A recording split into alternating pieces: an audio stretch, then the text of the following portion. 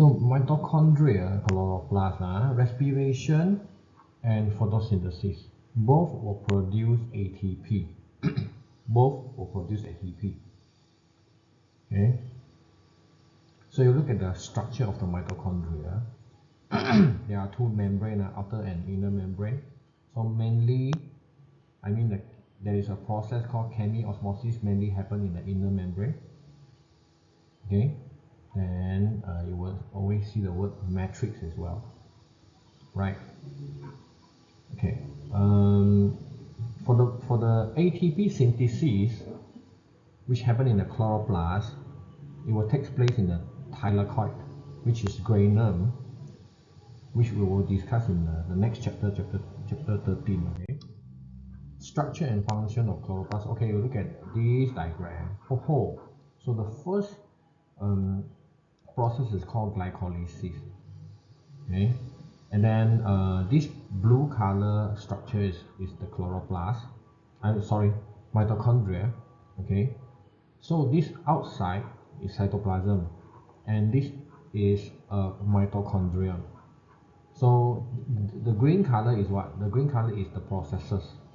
Glycolysis, there are 4 processes: glycolysis, link reaction, Krebs cycle, oxidative phosphorylation. Okay, so there are 2 places: cytoplasm and the mitochondria in itself. Okay. Okay, the first process happened in the cytoplasm. The first process, the glycolysis, happened in the cytoplasm. So it happens in aerobic and also anaerobic respiration. Okay, so the structure 0.5 to 1 micrometer, rod shape, the mitochondria. Okay, the site of aerobic respiration in eukaryotic cells, function is to synthesize ATP. Respiration takes place for what? Okay, before that, okay, organic molecules are broken down in series of stages to release chemical potential energy. Chemical energy lah. This is chemical to use to synthesize ATP. The respiratory substrate, not only carbohydrate, but also it can be fatty acids, can be glycerol, can be amino acids. Okay, so these are the 4 processes that we mentioned just now. Okay, glycolysis, you look at the diagram on the right hand side. This is the glycolysis. Glycolysis means what? The breaking down of glycol means glucose. Glycolysis, the breaking down of so-called glycogen. Okay. Okay, so you look at number 1, splitting glucose. Splitting glucose, glycolysis. Okay, you look at the diagram again. Glucose becomes fructose phosphate, become fructose 1,6-bisphosphate. Okay, then 2 molecules of triose phosphate, intermediate 2 molecules of the pyruvate. Okay, the final destination for glycolysis is to break down glucose into 2 pyruvate. Okay, as you can see, glucose, when 1 ATP is being added, so means what? You see there are 2 ATPs are being used. Means energy is needed before ATP is being produced. Okay, so in this whole process, right? This whole process, 2 ATPs are being used before 4 ATPs are being produced. So the balance is what? The balance is 2 ATPs being produced at the end. Okay. And then this part, I need to draw something. This part, glucose, you imagine there are 6 carbon. There are 6, 1, 2, 3, 4, 5, 6. Glucose becomes fructose phosphate. What does it mean? Means this 6 circle with the addition of 1 phosphate here. Okay, fructose phosphate. 1 phosphate group is being added. And the second one, fructose 1,6-bisphosphate, means there is another phosphate group which is being added. Okay, 1 phosphate here, there is another one here. Okay, And the next step, this structure will be split into two. 1, 2, 3, split into two and become two molecules of triose phosphate. This is the triose phosphate. Okay.